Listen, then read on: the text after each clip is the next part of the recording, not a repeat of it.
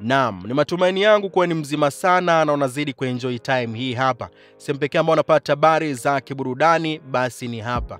Kama bado hujajiunga na sisi ni kwamba hujachelewa. Cha kufanya tu ni ugusa maandishi mekundu hapo chini ya video yako na kisha bonyeza alama ya kengele ambayo itajitokeza, na hapo utakometisha ile kinomanoma. Lakini pia usisahau kulike, kushare na kucomment.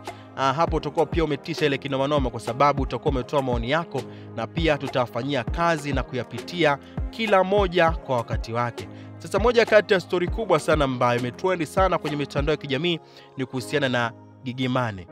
Gigy Money bwana ameumwa kwa kipindi fulani na tumeshuhudia uongozi wake uliweza kuzungumzia hilo kwenye mitandao ya kijamii, ukiweka wazi hali ya Gigy Money ambayo anaipitia, lakini pia wakaomba Watanzania wote wamuombe Gigy Money arudi katika hali yake ya kawaida.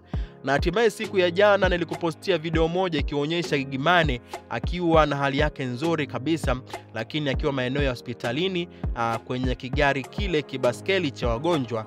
Na moja kati ya video ambazo zilifurahisha watu wengi ni video ile, kwa sababu waliona tabasamu la Gigy Money wakaamini kabisa kwamba kwa sasa yuko vizuri kabisa.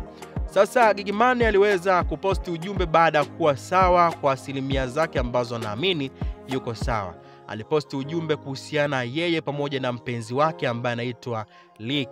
Ujumbe huo ni ujumbe ambao ni wa kufurahia mahusiano yake, lakini pia kufurahia kuwa na mpenzi ambaye hajakata tamaa kwa kipindi ambacho yeye amekuwa nacho. Aliweza kuandika ujumbe akisema kwanza na kupenda sana Lick.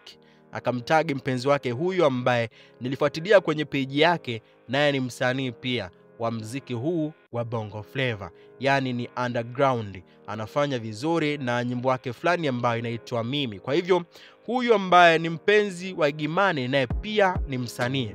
Kwa hivyo wasanii kwa wasanii mara nyingi sana mahusiano ni kitu cha kawaida. Sasa Gigy Money aliandika ujumbe mrefu sana, ujumbe ambao ulionyesha kabisa kwamba kufurahia kwa kitu ambacho mpenzi wake alimfanyia kipindi anapitia wakati mgumu sana kuipambania hali yake, lakini hata kabla ya kufikwa na majanga ambayo yaliweza kumkuta.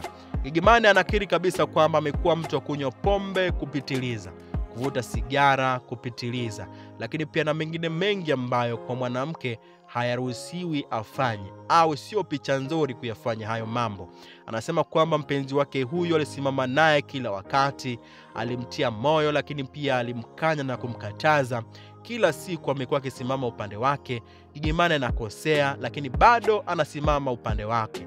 Sasa hivi unadhani kwamba siku hizi inakuwa rahisi kabisa mtu kusimama upande wako wakati mara nyingi unamkosea, unamsaliti, unafanya vitu ambavyo havipendi, lakini bado anasimama upande wako?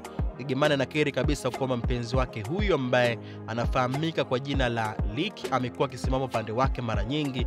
Amekuwa kama mtu ambaye ni baba yake sasa, lakini pia ni baba wa mtoto wake ambaye ni Maira na vitu kama hizo. Kitu kingine ambacho Gigy aliweza kumpongeza mpenzi wake huyo ni mara baada ya kuonyesha kwamba anamjali kwa kiasi kikubwa sana, hata kwa wale magumu ambayo amekuwa akiyapitia, lakini mpenzi wake amekuwa karibu naye kila wakati. Kitu kingine ambacho alikizungumza ni kwamba kwa sasa yuko tayari kuolewa kabisa.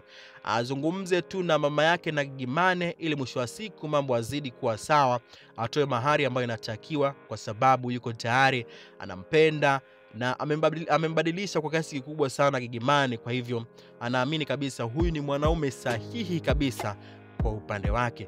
Mwisho kabisa Gigy Money alisema kwamba anampenda sana mpenzi wake huyu na amvumilie, kwa sababu yeye ni binadamu, mara nyingi huwa anakosea kama binadamu, amvumilie. Lakini anakiri kwamba anampenda sana na anamshukuru sana kwa kuwa naye kipindi chote ambacho amekuwa nacho.